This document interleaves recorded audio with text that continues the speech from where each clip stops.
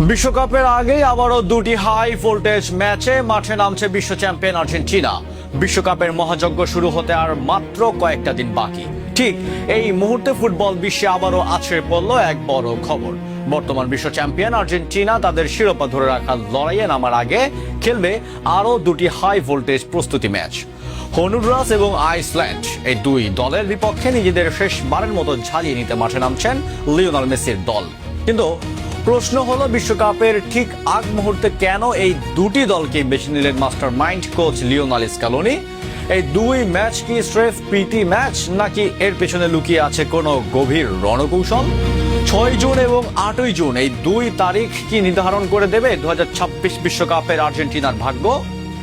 আজকের ভিডিওতে আমরা উন্মোচন করব স্ক্যালোনির সেই গোপন ডায়েরির পরিকল্পনা।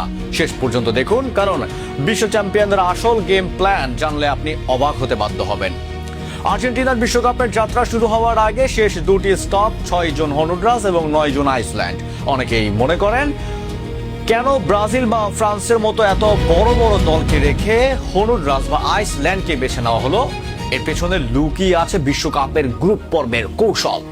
হন্ডুরাস এবং এমন একটি দল যারা ফিজিক্যাল ফুটবল এবং হাই প্রেসিং গেম খেলতে অভ্যস্ত। অন্যদিকে আইসল্যান্ড তাদের জমাট রক্ষণ এবং পাস পার্কিং ডিফেন্সের জন্য পরিচিত।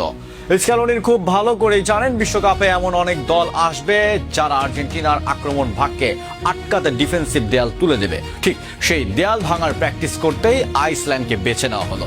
আর হন্ডুরাসের বিপক্ষে ম্যাচটি হবে মূলত খেলোয়াড়দের কন্ডিশনিং এবং ফিজিক্যালি চ্যালেঞ্জিং নেওয়ার পরীক্ষা।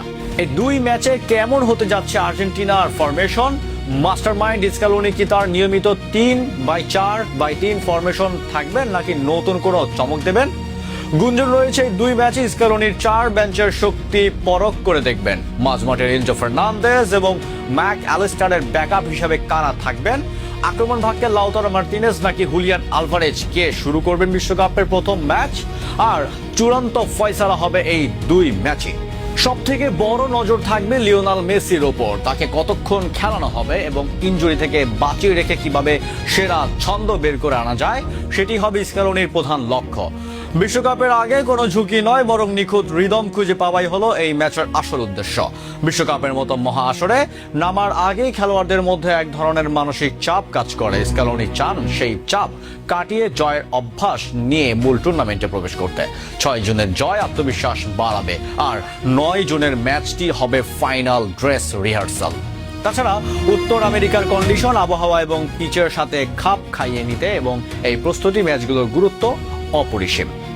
আর্জেন্টিনার ফুটবল অ্যাসোসিয়েশন AFA চেয়েছে খেলোয়াড়রা যেন বিশ্বকাপের মূল ভ্যানুতে নামার আগেই শতভাগ ফিট এবং মানসিকভাবে চনমনে থাকে। এই দুটি ম্যাচ স্রেফ জেতার জন্য নয়, বরং বিশ্বকাপের মিশন হেক্সা আর্জেন্টিনার ক্ষেত্রে টানা দ্বিতীয় শিরোপা সফল করার নীল নকশা তৈরি করার জন্য। আর্জেন্টিনার কি পারবে এই দুই ম্যাচ জিতে সেই অপরাজয় ছন্দ নিয়ে বিশ্বকাপে পা রাখতে? স্ক্যালোনির মাস্টার প্ল্যান কি আবারও আর্জেন্টিনাকে বিশ্বসেরা করবে? কোটি কোটি ভক্তের প্রার্থনা আর খেলোয়াড়দের কঠোর পরিশ্রম সবকিছুর প্রতিফলন দেখা যাবে 6 ও 9 জুন। বন্ধুরা, আপনাদের কি মনে হয়, হন্ডুরাস ও আইসল্যান্ডের বিপক্ষে আর্জেন্টিনা কি বড় ব্যবধানে জিতবে? মেসির কাছ থেকে কি আমরা গোল দেখতে পাবো? কমেন্ট করে আপনার মূল্যবান মতামত জানান। ভিডিওটি ভালো লাগলে শেয়ার করুন এবং আর্জেন্টিনার বিশ্বকাপের প্রতিটি মুহূর্তের আপডেট সবার আগে পেতে আমাদের সাথেই থাকুন। ধন্যবাদ।